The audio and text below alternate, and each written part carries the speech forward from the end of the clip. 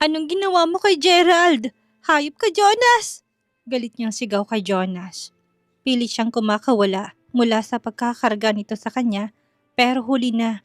Naipasok na siya nito sa loob ng kotse at mabilis na rin itong tumabi sa kanya. Mabilis naman siyang umusog patungo sa kabilang bahagi ng pintuan ng sasakyan.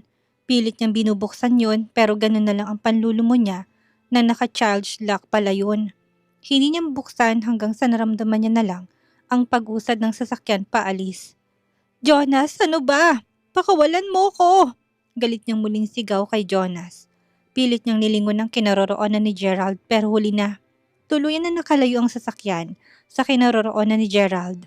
Bigla siyang nakaramdam ng matinding takot, lalo nang maalala niya na may tama ng bala si Gerald. Kitang-kita kasi talaga ng dalawa niyang mga mata ang dugo sa bandang tiyan ni Gerald kaya tsak niyang nabaril talaga to ni Jonas. Huwag ka na magmatigas. Wala ka namang magagawa kung hindi tanggapin ang katotohanan na hindi na kayo pwede ng lalaking yun. Kalimutan mo na siya. Seryosong wika ni Jonas. Nanilisik ang mga matang tumitig siya dito. Hindi kayang tanggapin na kalooban niyang sinabi nito sa kanya ngayon lang. Naririnig mo ba yung sinasabi mo ha, Jonas? Bakit? Sino ka ba? Hindi ka pa ba tapos? Hindi ka ba nahihiya sa mga ginagawa mo? Galit niyang sigaw dito. Wala na siyang pakialam pa kung ano man ang gagawin nito sa kanya ngayon. Wala na siyang pakialam pa kung magalit man ito sa kanya ngayon. Jasmira, alam kong galit ka pa rin sa akin dahil siya. Yes, galit ako sa'yo. Galit na galit ako sa'yo, Jonas. Putol niya sa sasabihin nito sana. Memorize din ang mga gusto nitong sabihin eh. Kabisado niya ng ugali nitong si Jonas at hindi niya akalain na nagawa nitong barilin si Gerald para lang masunod ang nais nito. Then, gagawin kong lahat para mawala ang galit mo sa akin, Jasmira. Ngayon pa ba ako susuko? Gayong nandito ka na sa tabi ko. Seryoso nitong wika. Hindi niya naman mapigilan ang mapaismid. Patuloy ang pagpatak ng luha sa kanyang mga mata. Hindi dahil natatakot siya sa maaring magiging kahihinatnan niya sa mga kamay nitong si Jonas. Kung hindi nag-aalala siya sa posibleng kalagayan ni Gerald. Siguro kung may masamang mangyari kay Gerald, hindi niya talaga mapapatawad itong si Jonas eh. Kahit ano pang gawin mo, hindi na kita mapapatawad pa, Jonas. Kinamumuhian kita. Galit niyang wika dito.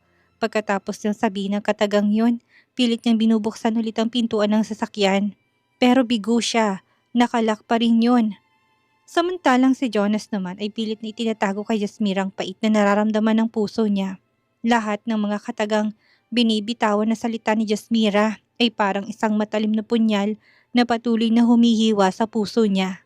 Ngayon niya lang napagtanto na matindi pala talaga ang galit ng dalaga sa kanya. Kaya pala pilit siya nitong iniiwasan dahil feeling niya wala na talaga itong pagtingin sa kanya. Muli siyang napatitig kay Jasmira. Pilit pa rin itong binubuksan ng pintuan ng kotse habang patuloy ito sa pag-iyak. Ang luhang nakikita niya sa mga mata nito ay mas lalo nagpapadagdag sa sakit na nararamdaman ng puso niya. Jasmira, stop it! Kahit na anong gawin mo, hindi mo mabubuksan ang pintuan na yan. Tanggapin mo na lang ang katotohanan na para ka lang sa akin, na tayo talagang dalawa ang nakatakda sa isa't isa. Seryoso nitong wika. Dream on, Jonas. Hindi na akong babaeng para sa'yo. Oo, aminado ako na minahal kita ng sobra noon. Pero pagkatapos mo akong gaguhin, palagi mo ba mamahalin pa rin kita? Hindi na. Salamat na lang sa ginawa mong effort ngayon dahil hindi ako titigil hanggat hindi ako makakaalis sa galamay mo. Tandaan mo yan. Galit nitong sigaw sa kabila ng sunod-sunod na pagpatak ng luha sa mga mata nito. Hindi niya naman mapigilan ang maikuyom ang kanyang kamao. Kasalanan niya kung bakit galit na galit sa kanya ngayon ang babaeng iniibig niya. Pero deserve niya ito. Hindi siya susuko. Patuloy siyang aasa na sooner or later, magiging maayos din ang lahat sa kanilang dalawa ni Jasmira. Hindi ganun kadaling kalimutan ng 3 taon na pinagsamahan nilang dalawa. Alam niyang babalik din sa dati ang nararamdaman ni Jasmira para sa kanya basta ipakita niya lang dito kung gaano to kahalaga sa kanya. Hate me if you want, Jasmira, pero buo ng desisyon ko. Sasama ka sa akin kahit saan ako magpunta at hindi ako papayag na muli kang maagaw sa akin ni Gerald na yun. Seryoso niyang wika dito. Parang wala naman itong narinig na itinuon lang ang buo nitong atensyon sa labas ng bintana ng kotse. Hindi mapigilan ni Jasmira na magulat na bigla na lang pumasok ng kotse sa isang mataas na gate. Ang akala niya sa dating tinitira nilang dalawa nitong si Jonah siya dadalhin nito. Pero nagkamali siya. Hindi niya alam kung saang lugar ito pero alam niya nasa labas ito ng Metro Manila. Kahit na madilim ang kalsadang dinadaanan nila kanina, napapansin siyang puro puno't may bangin din silang nadadaanan. Bihira lang ang mga sasakyan na nakasalubong nila at kung sakaling tatakas siya dito kay Jonas, talagang mahihirapan talaga siguro siya na makalabas sa lugar na to. Hindi niya din alam kung may mga kabahayan ba silang nadadaanan pero feeling niya wala. Ngayon palang nag-aalala na siya. Sinong tutulong sa kanya kung sakasakali? Sa estado ng pag-iisip ni Jonas, mukhang hindi to okay. Imagine nagawa pa talaga nitong barilin kanina si Gerald. Handa itong maging kriminal. Makuha lang ang gusto nito. Pero hindi. Hindi siya susuko. Kailangan niyang makaalis sa poder ni Jonas para makamusta ang kalagayan ni Gerald.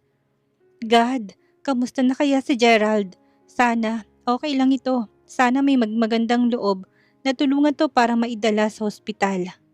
Kung sakaling may masamang nangyari kay Gerald, hindi niya talaga siguro mapapatawad ang sarili niya. Siguro kung sakaling tuluyang mapahamak si Gerald, wala ding halaga ang lahat sa kanya. Hindi niya kayang mawala ito sa piling niya, lalo na't kay Gerald na niyang naramdaman ang tunay na pagpapahalaga. Pero paano nga ba? Paano siya makakatakas kay Jonas kung ang lugar na pinagdalhan nito sa kanya ay hindi niya kabisado? Sobrang liblib ng lugar at sa dami ng inikutan nila kanina, hindi niya na rin maalalang mga dinaanan nila kanina. Kidnapping nga talaga itong ginawa ni Jonas sa kanya. Gusto siya nitong ilayo sa lahat ng taong makakilala sa kanilang dalawa para magawa nitong gusto nito. Ngayon niya lang napagtanto na talagang nababaliw na nga siguro itong si Jonas. Hindi ito marunong tumanggap ng kabiguan at talagang gumawa ito ng paraan para makuha siya nito sa ayaw at sa gusto niya. We're here. Alam mo ba kung bakit dito kita dinala, babe? Nakangiti nitong wika sa kanya. Nauna na itong bumaba ng kotse pero siya nandito pa rin sa loob ng sasakyan. Nakaupo pa rin siya at wala siyang balak na bumaba. Come on, babe. Bumaba ka na dyan. Alam kong magugustuhan mong lugar na to. Hindi ba't mahilig ka sa nature? Ito na yun, babe. Dream come true na to dahil ibinigay ko ng gusto mo. Muling wika ni Jonas pero parang wala siyang narinig na iniwas niya lang ang paningin niya dito. Umusog pa siya sa kabilang sulok ng sasakyan nang mapansin niyang lalong niluwagan nitong si Jonas ang pagkakabukas ng pintuan ng kotse. Babe naman, alam kong gutom ka na rin kagaya ko kaya please, bumaba ka na dyan para makapagpahinga tayo. Promise, bukas na bukas din ipapasyal kita sa buong paligid. Alam kong magugustuhan mong makikita mo bukas. Nakangiti nito muling wika sa kanya. Jonas, enough. Hindi mo ba naintindihan? Sinabi ko na sa'yo na ayaw ko na sa'yo. Bakit pang hirap ipaintindi sa'yo ang bagay na yun? Galit niyang sigaw dito. Napansin niyang saglit tong natigilan. Seryoso siyang tintigan sa mga mata at hindi niya mapigilan ng malakas na mapahiyaw nang basta na lang siya nitong hilahin. Jasmira, please. Maawa ka naman sa akin.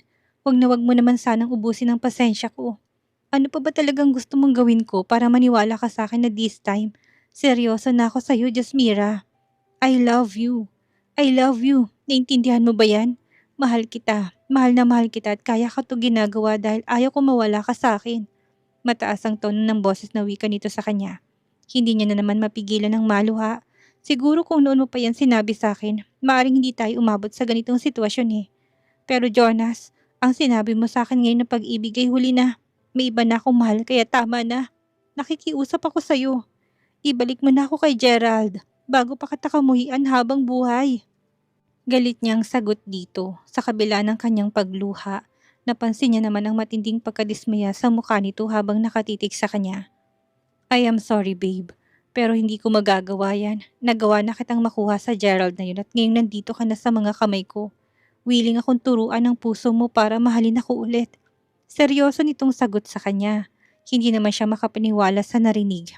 Ngayon niya lang lubos na napatunayan na kahit ano pa siguro, ang pagmamakaawang gawin niya dito kay Jonas, hindi ito makikinig sa kanya. Siguro tama na. Ititigil niya nang makiusap dito at itutuon niya na lang ang buo niyang atensyon at energy kung paano ito matatakasan. Hindi siya papayag na magwawagito sa kung ano man ang gusto nitong gawin sa kanya. Kailangan niyang makaalis sa poder nito para mabalikan niya si Gerald. Tulala si Jasmira na nakatitig sa labas ng bintana ng bahay. Mula sa kanyang kinaroroonan, natatanaw niyang malawak na kagubatan. Kung ganong bundok nga itong pinagdalhan sa kanya ni Jonas. Mahigit 1 linggo na siyang bihag dito at wala itong ginawa kundi ang suyuin siya. Walang ibang ginawa si Jonas kundi ang iparamdam sa kanya na mahal daw siya nito. Pero wala na talaga. Alam niya na sa sarili niya na wala na talaga silang pag-asang dalawa ni Jonas. Tapos na kung ano man ang namagitan sa kanilang dalawa. At mas gusto niya na lang natakasan to. Gusto niya nang makaalis sa poder nito para makamusta si Gerald. Yes, si Gerald, kamusta na kaya siya? Sana okay lang ito. Sana nasa maayos na kalagayan si Gerald dahil kapag may masamang nangyari dito, hindi niya talaga siguro mapapatawad ang sarili niya. Feeling niya kasalanan niya kung bakit ito nabaril ni Jonas. Hindi niya mapigilan ang maluha nang muling lumitaw sa balintataw niyang itsura ni Gerald nung gabing yun. Duguan ito dulot ng tama ng bala. Babe, gising ka na pala. Halika na, kumain na tayo. Nasa ganun siyang pagsisenti nang biglang pumasok si Jonas dito sa loob ng kanyang silid. Nakangiti ito sa harapan niya na para bang wala itong ginawang mali. Busog ako. Gusto ko mapag-isa. Seryosong boses na sagot niya dito. Sa nakalipas na mahigit 1 linggo na bihag siya nito, wala naman tong ginagawang masama sa kanya. Actually, pinapakisamahan nga siya nito ng maayos eh. Lahat ng kaya nitong ibigay na pag-alaga sa kanya ay ginagawa nito. Pero wala na. Hindi na talaga. Wala na siyang natitirang kahit nakatiting na pagmamahal dito kay Jonas. Gutom ka hindi ba? Alam kong gutom ka at kung wala kang ganang bumaba patungo sa kusina, dadalhin ko na lang ditong food mo. Nakangiti nitong wika. Hindi pa rin to sumusukot ilang saglit lang. Mabilis na rin tong lumabas ang silid. Muli niya na namang tinuon ang buo niyang atensyon sa mga tanawing natatanaw ng mga mata niya. Halos 5 minuto rin na nawala si Jonas at nang bumalik ito, may bitbit na itong isang tray ng mga pagkain. Halatang bagong luto dahil umuusok pang mga to. Malamig ang mga tingin na ipinukol niya dito bago niya muling itinuon ang buo niyang atensyon sa labas ng bintana. Babe, for you. Kumain ka na. Look at yourself. Medyo pumayat ka na oh. Jonas, gusto ko nang bumalik sa city. Pwede bang hayaan mo na akong makaalis? Si Gerald, ano na nangyari sa kanya? Bakit nagawa mo sa kanyang bagay na yun? Imbis na pansinin ng mga pagkain na pilit nitong inihahain sa harapan niya, ibang kataga ang lumabas sa bibig niya. Hindi siya magsasawang makiusap dito kay Jonas na pakawala na siya dahil alam niyang yun lang ang paraan para muli siyang makabalik kay Gerald. Pwede bang saka na natin pag-usapan ng tungkol sa bagay na yan, babe? Kumain ka na muna. Sige na, gusto mo bang subuan kita? Nakangiti nitong wika. Naging bingi ito sa mga pakiusap niya kaya naman galit niya itong tinitigan. Akmang susubuan sana siya nito. Pero mabilis nang tinabig ang kamay nito na may hawak na pagkain kaya naman umalingaw-ngaw. Sa buong paligid ang tunog ng pagkabasag ng mga kubyertos. Natulala si Jonas na nakatitig sa kanya habang matalim ang mga matang nakatitig siya dito. Jasmira, ako nang kasama mo pero bakit ganun? Bakit ang Gerald pa rin na yun ang hinahanap mo? Ano bang pwede kong gawin para bumalik ka sa akin? Sabihin mo sa akin, Jasmira, ano ang pwede kong gawin, ha? Malakas ang tono ng boses na wika nito. Wala. Wala kang pwedeng gawin para maging maayos tayo ulit, Jonas. Wala na. Tinapos ko na kung ano man ang namamagitan sa atin noon. Kaya tama na. Palayain mo na ako, Jonas, please. Halos pasigaw din ang sagot niya dito. Nagumpisa na naman ang pagtatalo nilang dalawa pero wala siyang balak na magpatalo kung bungangaan lang din naman ang pag-uusapan. No, Jasmira. Hindi ko kaya. Ikaw ang mahal ko eh. Ikaw ang mahal ko. Seryosong sagot nito sa kanya kaya naman muli siyang napaiyak. Dali-dali siyang tumayo habang patuloy pa rin ang pagpatak ng luha sa kanyang mga mata. Kung ganon, kung ipipilit mo pa rin ang gusto mo, I'd rather to die than to stay with you, Jonas. Seryoso niyang wikat pagkatapos sabi ng katagang yon. Mabilis na siyang naglakad palabas ng kwarto. Kaya lang bago pa siya makaalis, naramdaman niya na lang ang paghawak ni Jonas sa braso niya. Hindi ka aalis. Hindi ako papayag na umalis ka, Jasmira. Akin ka lang. Naintindihan mo ba? Akin ka lang. Galit nitong sigaw sa kanya at nagulat na lang siya nang bigla na lang siya nitong pangkuin at dalahin sa kama. Jonas, anong ginagawa mo? Galit niyang sigaw dito. Pilit itong hinuhuli ang labi niya pero patuloy din siya sa pag-iwas dito. Nakadaganto sa kanya habang pilit niya naman itong tinutulak. Ako ang mahal mo, Jasmira. Nakalimutan mo na ba? Palagi natin tong ginagawa noon at alam kong mag-e-enjoy ka. This time, sisiguraduhin ko masisiyahan ka para muling bumalik sa alaala mo. Ang masasaya nating nakaraan.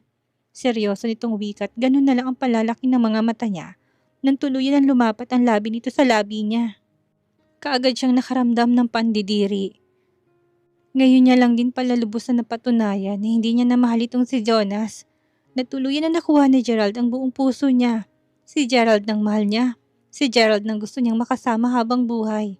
Pero paano mangyayari yun kung bihag siya ni Jonas? Paano? Sa naisip niyang yun, muli siyang nanlaban kay Jonas. Pilit niyang iniiwas ang bibig niya sa bibig nito pero hindi talaga kaya. Hanggang sa isang pa siyang nabuo sa isipan niya. Malakas niyang kinagat ang labi ni Jonas kaya naman mabilis nitong naiangat ang bibig nito mula sa bibig niya. Bastos! Galit niyang sigaw dito. Hindi na siya nakatiis pa't malakas niya rin itong sinampal. Walang hiya ka, Jonas! Walang hiya ka! Galit niyang sigaw dito habang patuloy ang pagpatak ng luha sa kanyang mga mata. Natulala naman si Jonas na nakatitig sa kanya. Ni hindi man lang nito ininda ang dugo sa labi nito dahil siya ginawa niyang pagkagat dito. Jasmira, I'm sorry. Really, I am sorry. Hindi ko sinasadya. Nadala lang ako sa nararamdaman ko. Seryoso itong wika. Akmang hawakan sana siya nito pero mabilis niyang tinabig ang kamay nito. Dali-dali rin siyang bumangon ng kama at padausdos na lumayo dito. Kahit kailan, kahit na anong gawin mo, hindi na kita mapapatawad, Jonas. Kinamumuhian kita. Galit niyang sigaw dito. Kaagad namang gumuhit ang sakit sa mga mata ni Jonas. Dahan-dahan itong tumayo mula sa kama at naglakad patungo sa may bintana. Jasmira, I do my best pero bakit parang kulang pa rin para sa iyong lahat? Wala akong ibang gustong gawin ngayon sa buhay, kundi ang muli kang maging akin pero bakit? Napakahirap mong suyuin. Puno ng pait ang boses na wika nito sa kanya. Just because, hindi na kita mahal. Naintindihan mo ba? Hindi na kita mahal, Jonas. Galit niyang sigaw dito. Malungkot ang mga matang tumitig ito sa kanya. Hindi mo na ako mahal kung ganun si Gerald na talagang mahal mo. Seryosong tanong nito sa kanya. Oo, si Gerald nang mahal ko. Kung talagang may katiting na awa ka pang nararamdaman sa akin. Palayain mo na ako, Jonas. Please, palayain mo na ako.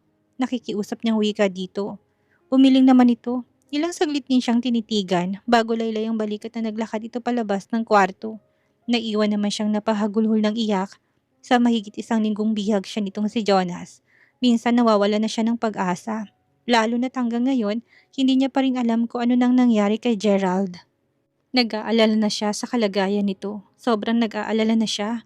Hindi niya na namalayan pa na nakatulog na pala siya dahil sa matinding pag-iyak. Pero nang muli siyang nagising, madilim na sa labas. Wala sa sariling mabilis siyang napabangon. Mabigat ang kanyang pakiramdam, siguro dahil sa walang humpay na pag-iyak. Nang mapatingin siya sa sahig ng kwarto, napansin niyang malinis na yon. Wala nang mga kalat na mga pagkain pero napakaramdam siya ng pagkauhaw at gutom. Wala na siyang choice kundi ang lumabas ng kwarto. Katahimikan ng kaagad na bumungad sa kanya. Unlike before sa tuwing pagmulat ng kanyang mga mata, si Jonas ang palaging nakikita niya pero ngayon iba na. Nakakilabot ang katahimikan sa buong paligid. Kaya naman nagpasya na siyang tahakin ng way patungo sa may hagdan. Dahan-dahan ang kanyang hakbang habang pababa siya ng hagdan. Kaya lang nasa kalahati pa lang yata siya at natanaw niya na si Jonas sa living room. Nagkalat sa harapan nito ang bote ng alak na wala ng laman. Tulalang nakatitig sa kanyang malungkot itong mga mata, kaya naman hindi niya mapigilan na mapalunok ng sarili niyang laway. Gising ka na, Jasmira. Come here, mag-usap tayo. Seryoso nitong wika. Para namang nahihipnotismo na dahan-dahan siyang naglakad palapit dito. Sa mahigit isang linggong pananatili niya sa poder nito, ngayon niya lang ito nakitang uminom ng marami. Despite sa kondisyon nito, alam niyang hindi ito pwedeng uminom ng maraming alak pero sino ba siya? Para manghimasok, hindi ba? Isa lamang siyang bihag nito ngayon. Huwag kang mag-alala. Sinigurado kong ligtas si Gerald. Mamaya lang ng konti, isusuko na kita sa kanya. Susundin ka na niya, Jasmira. Puno ng paitang boses na wika nito. Nagulat naman siya. Hindi siya makapaniwala sa narinig mula dito. Anong? Yes, Jasmira. Suko na ako. Alam kong hindi ka na pwedeng maging akin kahit na anong gawin ko. Kaya naman, tinatanggap ko ng kabiguan ko. Sana maging masaya ka sa piling ni Gerald. Sana, Sana kahit konti lang, naramdaman mo din kung gaano kakahalaga sa akin. Seryoso nitong wika habang may nakikita siyang luha sa mga mata nito.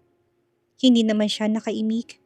Ewan ba niya, habang nakikita niya ngayon ang sitwasyon ni Jonas, may kurot siyang nararamdaman sa puso niya. Alam niyang hindi naman talaga masamang tao itong si Jonas, pero may mga bagay talaga na sigurong hindi nito hawak, lalo ng pagdedesisyon ng tama. Mahal kita, tandaan mo yan. Mahal na mahal kita pero kailangan na kitang palayain. Para sa kaligayahan mo.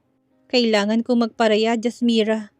Muli nitong bigkas at pagkatapos sabihin ng katagang yon, kaagad na pumasok ang isa sa mga tao nito. Ihatid niya si Jasmira sa may highway. Hinihintay na siya ng sundo niya. Ramdam niya ang matinding lungkot sa boses ni Jonas habang sinasabi ang katagang yon.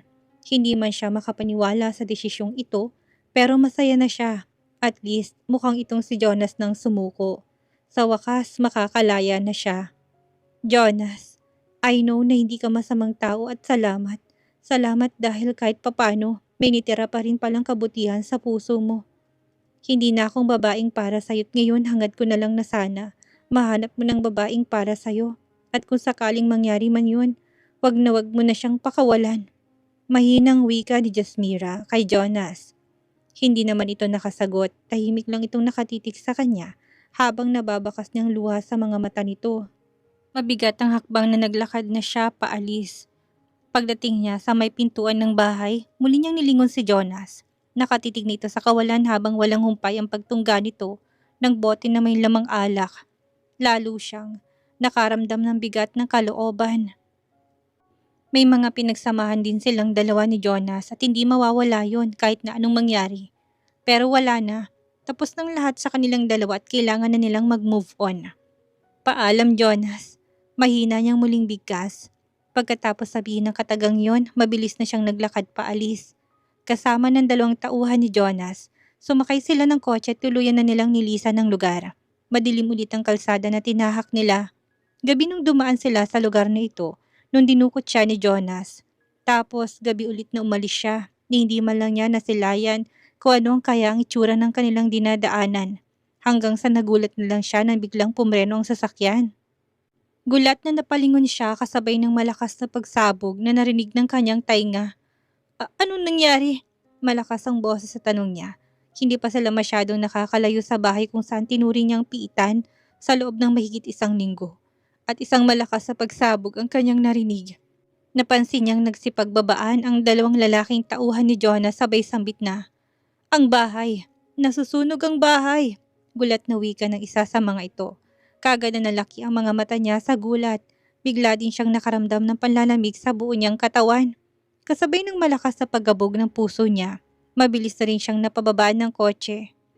"Si Jonas! Nasa loob ng bahay si Jonas!" Malakas ang boses na wika niya. Hindi na siya nagatubili pat mabilis siyang tumakbo pabalik. Kaya lang huli na yata. Mula sa kanyang kinaroroonan, natatanaw niyang naglalagablab na apoy. Si Boss! Si Boss Jonas! "Tonyo, bilisan mo! Kailangan nating iligtas si Boss!" Sigaw ng 2 tauhan ni Jonas. Muling sumakay ang mga ito sa sakyan at humarurot. Paalis at nakalimutan siya ng mga tot na iwan siya sa gitna ng madilim na kalsada. Hindi niya ininda yon at mabilis na rin siyang tumakbo pabalik. Kaya lang wala na. Mula sa kanyang kinaroroonan, tanaw niyang malaking sunog sa may unahan. Hindi siya makapaniwala sa kanyang mga nakita. Parang kailan lang, buo pa ang nasabing bahay.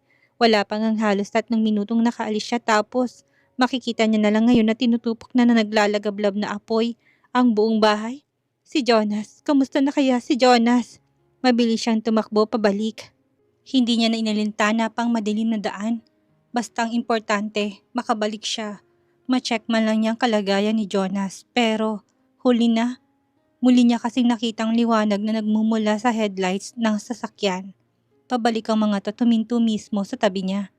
"Ma'am, pasensya na po. Hindi na tayo pwedeng magtagal sa lugar na ito. Anumang sandali, kakalat ng apoy at malalaman ng mga otoridad ang nangyari. Hindi po pwedeng madawit kami sa insidente na ito, lalo na po sa insidenteng kidnapping." Seryosong wika ng isa sa mga ito. "Si Jonas, kumusta siya? Kumusta si Jonas?" Seryoso niyang tanong sa mga to. "Anong klaseng mga tao to? At bakit nagawang iwan ng mga ito ang amo nila? Wala na po siya, ma'am. Iniisip na lang namin na sinadya ni Sir Jonas na sunugin ang buong bahay para wakasan ang paghihirap ng kalooban niya. Sumakay na po kayo para makaalis na kayo dito or kung magmamatigas kayo, iiwan na namin kayo dito. Malayo pong lugar na ito sa highway at hinihintay na po kayo ng sundo nyo. Mahabang paliwanag na isa sa mga lalaki. Hindi naman siya mapakali. Sa kaloob-looban ng puso niya, naramdaman niyang lungkot dahil siya naging kahinatnan na nangyari kay Jonas. Talaga bang nagpakamatay ito? Kasama ba talaga si Jonas sa nasunog na bahay? Maaaring oo, lalo na't nung umalis siya, nakita niya kung gaano to kalungkot. Sa naisip niyang yun, hindi niya mapigilan ng maluha. Hindi niya din mapigilan na makaramdam ng tawag ng konsensya. Feeling niya kasi, kasalanan niya eh. Kasalanan niya kung bakit mas pinili na lang ni Jonas na tapusin ang buhay nito. Ma'am, sasabay po ba kayo sa amin o hindi? Muling wika ng mga to, kagad siyang umiling. Hindi po, mauna na kayo. Dito lang ako. Mahinang sambit niya. Yun lang ang hinintay ng sagot ng tauhan ni Jonas at mabilis nang umarangkad ang mga to paalis. Naiwan naman siyang hindi mapigilan na mapaiyak. Hindi niya inaakala na sa isang iglap, may isang buhay na nawala dahil sa matinding obsession sa kanya. Jonas, Jonas, bakit mo ito nagawa sa sarili mo? Akala ko ba okay na tayo? Pero bakit parang gusto mo pa rin akong parusahan? Ginagawa mo ba to? Dahil gusto mong hindi ako patulugin ng konsensya ko? Paano pa ako magiging masaya sa ginawa mong ito sa sarili mo? Mahina niyang bigkas kasabay ng pagpatak ng luha sa kanyang mga mata. Tagaktak ang pawi sa buo niyang katawan nang muli siyang makabalik sa bahay na nasusunog. Walang indikasyon na may buhay na tao sa buong paligid kaya naman napagtanto niyang nasa loob si Jonas. Kasamang nasusunog sa loob na naglalagablab na apoy. Jonas! Jonas, anong ginawa mo? Bakit mo ito nagawa sa sarili mo? Malakas niyang sambit. Hilam ang luha sa mga mata at hindi niya naalintana pang inis sa buong paligid. Ipokrita siya kung hindi niya aaminin sa kanyang sarili na nagigilty siya sa mga nangyari kay Jonas. Sa huling pagkakataon, gusto mo pa rin pala akong pahirapan. Ang daya mo! Sobrang daya mo! Wala ka ng ibang ginawa kundi saktan ng kalooban ko. Wala ka ng ibang ginawa kundi ang pasakitan ako. Malakas ang boses na wika niya. Hindi niya na namalayan kung ilang oras na siyang tumatangis. Basta narinig niya na lang ang tunog ng isang bumbero kasabay ng sunod-sunod na pagdating ng mga sasakyan. Nagkagulo ang buong paligid at kaagad na inumpisahan ng apulahin ng apoy. Samantalang siya, nandito sa isang tabi, tahimik na nakamasid hanggang sa may bigla na lang yumapos sa kanya. Yasmira, love, wika nito. Wala sa sariling napaangat siya ng tingin at ganun na lang ang pagluha niya. Nang sumalubong sa kanyang mga mata, ang nag-aalalang mukha ni Gerald. Gerald! Gerald! Umiyak niyang bigkas. Love, I am sorry. I am sorry kung nangyari to. Seryoso nitong wika. Mahigpit naman siyang napayakap dito kasabay ng malakas niyang pag-iyak. Gerald, kasalanan ko ba? Kasalanan ko bang nangyari sa kanya? Si Jonas, nasa loob siya ng bahay. Kasama siya sa nasunog sa loob ng bahay. Umiiyak niyang wika. Love, hindi mo kasalanan ng mga nangyari. Choice niya yan. Siya na mismong nagdikta ng sarili niyang kapalaran, kaya naman tama na. Halika na. Kailangan na nating lisanin ang lugar na to bago pa dumating ang maraming tao. Seryoso nitong wika at inakay na siya nito patungo sa sasakyan. Wala na siyang nagawa pa kundi ang magpatianod na lang. Narealize niya din na luluha man siya ngayon, wala nang halaga pa. Hindi maibabalik pang mga nangyari na, kaya naman kailangan niyang tanggapin ang lahat ng bukal sa kalooban niya. Si Jonas, choice nitong wakasan ang buhay nito. Hinintay lang pala nito na makaalis siya tapos gumawa ng mga bagay na maaari nitong ikapahamak. Imposible naman kasing basta na lang masusunog ang bahay, hindi ba? For sure si Jonas ang may gawa nun. Pagdating ng kotse, inalalayan siya ni Gerald na makasakay. Tahimik siyang lumuluha habang nakayakap siya dito at kaagad nilang nilisan ng lugar. Tama si Gerald. Hindi na pwedeng magtagal sila doon. Anumang sandali baka may dumating na rin na ibang mga tao. Miyembro ng pamilya Alarcon at baka siya pang masisi sa mga nangyari kay Jonas. Habang nasa biyahe sila, nagiging tahimik siya. Ayaw niya munang magsalita. Pagod din siya sa kakaiyak at nang kabigin siya ni Gerald pasandal sa balikat nito, hindi na siya umalma pa. Namalayan niya na lang na unti-unti na siyang kinain ng matinding kadiliman. Muli siyang nagising na una niyang nasilayan ay ang puting kisame. Akmang babangon sana siya mula sa pagkakahiga nang may biglang pumigil sa kanya. Jasmira, relax. Huwag kang mag-alala. Everything will be okay. Seryosong wika ng isang boses. Wala sa sariling napatitig siya dito at ganun na lang ang ngiti na kaagad na sumilay sa labi niya. Na mapagsino kung sino ang nasa tabi niya. Walang iba kundi si Gerald. Gerald, ano nangyari? Si Jonas, kamusta siya? May balita na ba sa kanya? Hindi niya mapigilang tanong dito. Napansin niya naman ang dahan-dahan na pag-iling ni Gerald na siyang dahilan kaya kagad siyang nakaramdam ng paninikip ng kanyang dibdib. Halos 2 araw kang tulog at sa loob ng 2 araw, naging balita sa telebisyon at pahayagan ang nangyari kay Jonas. I am sorry Jasmira pero wala na siya. Kasama siya sa nasunog na bahay. Seryoso nitong wika sa kanya. Kaagad siyang nakaramdam ng paninikip ng kanyang dibdib kasabay ng pagpatak ng luha sa kanyang mga mata. Wala na siya. Patay na si Jonas. Mahina niyang bigkas. Hindi na sumagot pa si Gerald bagkus ay buong pagmamahal siya nitong niyakap. Wala na rin siyang nagawa pa kundi ang tahimik na magluksa. Mabilis na lumipas ang mga araw. Aminado siya sa sarili niya na nakakaramdam siya ng kurot sa puso niya sa tuwing naalala niya si Jonas. Feeling niya kasi kasalanan niyang pagkamatay nito eh. Gerald, nasa na mga labi ni Jonas? Sana bago tayo umalis, gusto ko siyang dalawin sa kanyang himlayan. Nakikiusap niyang wika kay Gerald. Laking pasalamat niya dahil napakabuti ni Gerald. Nakikita nito nagluluksa siya sa pagkawala ni Jonas pero hindi nagbagong pagtrato nito sa kanya. Bagkus mas lalo niya itong naramdaman ng pagmamahal nito. Ayon kay Gerald, nung gabi na dinukot siya at nabaril ito ni Jonas, mga tauhan din mismo ni Jonas ang nagdala kay Gerald sa ospital. Daplis lang naman daw ang tama ng bala, kaya mabilis lang din itong nakarecover. Nung gabi bago siya pinakawalan ni Jonas, si Jonas daw mismo tumawag dito kay Gerald para sunduin siya. Hindi din naman daw akalain ni Gerald na magagawa ni Jonas na kitlin ang sarili nitong buhay. Gayong maayos naman daw ang usapan ng mga ito. Lalaki sa lalaki. Pinag-usapan ng dalawang pagpaparaya ni Jonas. Kaya lang may iba palang balak si Jonas sa sarili nito. Walang naging balita kung saan dinala ang labi ni Jonas, pero huling balita ko, pinakremate daw ng pamilya. Wala din daw paglalamay na naganap dahil ang mga magulang ni Jonas. Lalong-lalo ng mommy nito'y halos nabaliw daw sa nangyari sa anak. Seryosong wika ni Gerald sa kanya. Wala sa sarili na patango siya. Grabe, sobrang unfair talaga ni Jonas. Kahit sa huling pagkakataon, gusto pa rin itong kontrolin ng lahat-lahat. Siguro hanggang dito na lang, kailangan niya nang tapusin ang lahat. Tatapusin niya na din ang pagluluksa niya at haharapin niya ng panibagong kabanata sa buhay niya. 1 buwan pa ang mabilis na lumipas, kahit papaano masasabi niyang okay na siya. Kahit papaano masasabi niyang tanggap niya nang wala na si Jonas. Kasabay ng pagkawala kasi ni Jonas ay mas lalong pagtibay ng relasyon nilang dalawa ni Gerald. Isang perfect na boyfriend si Gerald. Never nitong pinapasakit ang ulo niya at ramdam niyang pagmamahal nito. Jasmira, mamimiss ka namin.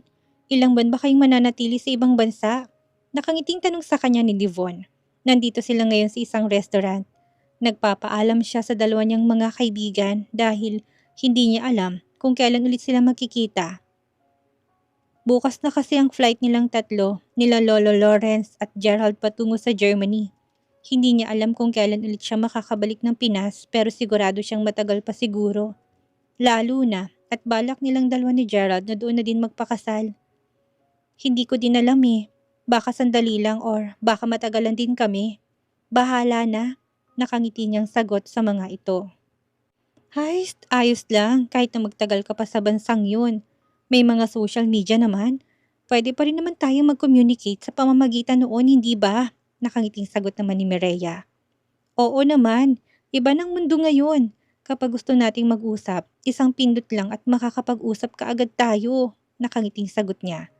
Marami pa silang pinag-usapang magkakaibigan bago sila naghiwa-hiwalay. Kahit papano, masasabi niya sa sarili niya na nakangiti na siya ngayon na galing sa puso. Alam niyang okay na siya. Alam niyang magiging maayos din ang lahat. Pagkatapos nilang mag-usap na magkakaibigan, magaan sa kalooban na naglakad siya palabas ng mall. Sa mismong exit area ng nasabing mall, natanaw niya kaagad ang nakangiting naghihintay na si Gerald sa kanya. Nilapitan niya ito't buong paglalambing na yumakap siya dito. "Kanina ka pa ba?" Nakangiting tanong niya. Kaagad naman itong tumango.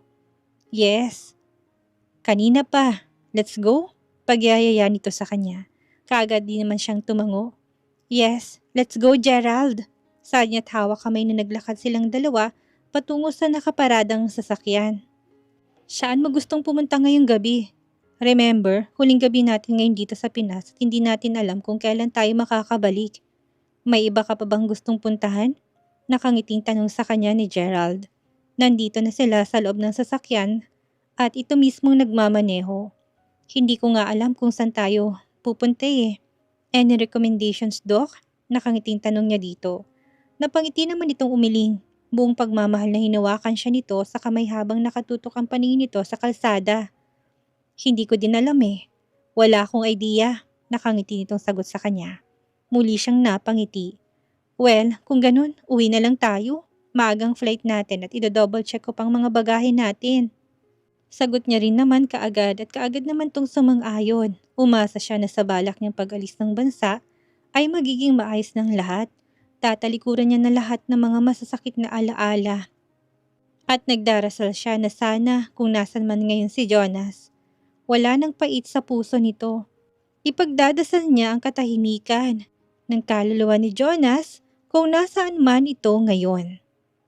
Sa wakas ng kwento ni Jasmira, Jonas at Gerald, tayo ay nahaharap sa isang malungkot na salamin ng buhay na ang pag-ibig sa kanyang pinakamalalim na anyo ay hindi lamang tungkol sa pagkakapit kundi sa matapang na pagpaparaya.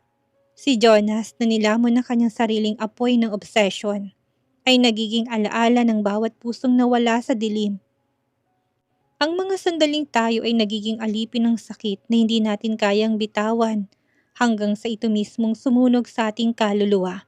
Sa kanyang huling hininga, habang ang apoy ay kumakain sa kanyang mundo, marahil ay natanto niyang pinakamalalim na katotohanan na ang tunay na pagmamahal ay hindi nagiging hawla, kundi isang liwanag na nagbibigay daan sa kalayaan, kahit na ito ay nangangahulugan ng pagkawala ng sarili. Ngunit dito tayo natututo sa gitna ng luha at sakit. Huwag mong hawakan ng mahigpit ang hindi na para sa'yo. Dahil sa bawat desperadong pagkakapit, may isang buhay na nawawasak. Hindi lamang ang sinamahal mo kundi ang sayo na rin. At pati ng mga inosenteng nakapaligid. Kung ang iyong mga luha ngayon ay dumadaloy tulad ng ilog ng alaala, tandaan mo ito, ang pag-ibig ay dapat magbigay ng buhay. Hindi kamatayan, maging liwanag sa kadiliman, hindi apoy na tumutupok sa lahat.